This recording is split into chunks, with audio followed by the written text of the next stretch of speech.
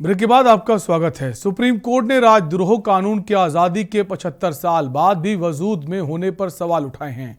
Court ने कानून के दुरुपयोग पर चिंता जाहिर की है।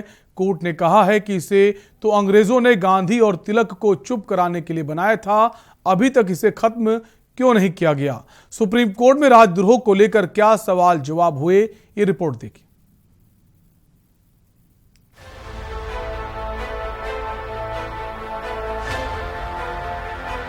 देश में राजद्रोह कानून को लेकर चल रही बहस पर गुरुवार को सुप्रीम कोर्ट में सुनवाई हुई। इस दौरान सुप्रीम कोर्ट के मामलों पर बेहद सख्त टिप्पणी की है। कोर्ट ने सुनवाई राजद्रोह की संवैधानिक वैधता को चुनौती देने वाली एक याचिका पर की। देश की सर्वोच्च अदालत ने राजद्रोह कानून को औपनिवेशिक कानून करार दिया है। सुप्रीम कोर्ट ने सख्त टिप्पणी करते हुए केंद्र सरकार के सवाल भी किया है और कहा कि इस कानून का गलत इस्तेमाल हो रहा है।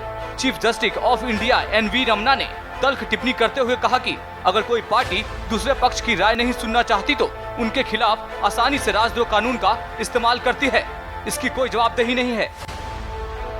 सुप्रीम कोर्ट ने राजद्रोह कानून के दुरुपयोग पर चिंता जताई। कोर्ट ने आजादी के 75 साल बाद भी इस कानून के होने की उपयोगिता पर केंद्र से सवाल किया है। शीर्ष न्यायालय में राजद्रोह कानून को चुनौती देते हुए गैर संवैधानिक घोषित करने की गुहार लगाई गई है।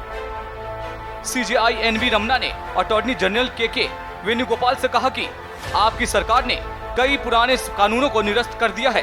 मुझे नहीं पता कि आपकी सरकार IPC की धारा 124A को निरस्त करने पर विचार क्यों नहीं कर रही है।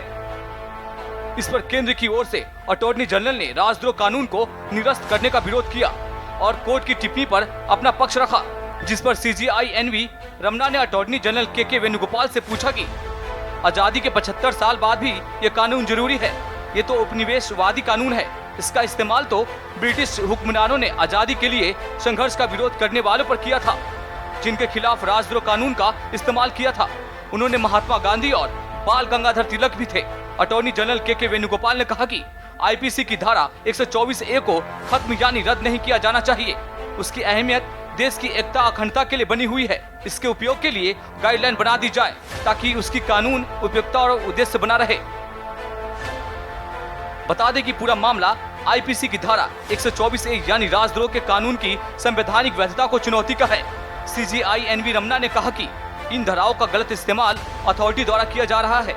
आपको बता दें, भारतीय दंड संहिता की धारा 124A में राजद्रोह को परिभाषित किया गया है। इसके अनुसार अगर कोई व्यक्ति सरकार विरोधी सामग्री लिखता या बोलता है तो ऐसी सामग्री का समर्थन करता है, राष्ट्रीय चिन्हों का अपमान करने के साथ संविधान को नीचा दिखाने की कोशिश करता है तो उसके खिलाफ IPC की धारा 124A में राजद्रोह का मामला दर्ज हो सकता है। इसके अलावा अगर कोई शख्स देश की विरोधी संगठन के खिलाफ अनजाने में भी संबंध रखता है या किसी भी प्रकार से सहयोग करता है तो वह भी राजद्रोह के दायरे में आता है। ये कानून ब्रिटिश काल में 1870 में लाया गया था। सरकार के प्रति डिसअफेक्शन रखने वालों के खिलाफ इसके तहत चार्ज लगाया जाता है। राजद्रोह के मामले में दोषी पाया जाने वाला व्यक्ति सरकारी नौकरी के लिए आवेदन नहीं कर सकता। इसके अतिरिक्त उसका पासपोर्ट भी रद्द हो सकता है। जरूरत पड़ने पर उसे कोर्ट में उपस्थित होना पड़ता है। राजद्रोह गैर जमानती अपराध है। राजद्रोह के मामले में दोषी पाए जाने पर आरोपी को 3 साल से लेकर उम्र कैद तक की सजा हो सकती है। इसके अतिरिक्त इसमें जुर्माने का भी प्रावधान है। समाज में शांति और कानून व्यवस्था कायम रखने के लिए राजद्रोह कानून सरकार को ताकत देता है।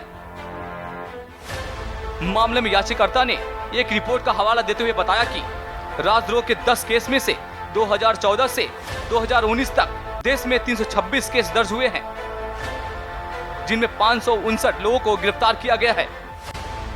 साल 2019 के दौरान राजद्रोह के 93 मामले दर्ज हुए। 2019 में 96 लोगों को गिरफ्तार किया गया। साल 2020 में ही राजद्रोह के 70 से अधिक मामले सामने आए। 2020 में 67 पत्रकारों पर राजद्रोह केस दर्ज है। सुप्रीम कोर्ट में मामले की सुनवाई जारी है। ऐसे में अब देखने वाली बात होगी कि सरकार कोर्ट के सवालों के माकूल जवाब कब देती है और सबकी नजरें सुप्रीम कोर्ट पर है कि ऐसे पुराने कानून पर कोर्ट क्या फैसला सुनाती है। Special desk K News India। Uttar Pradesh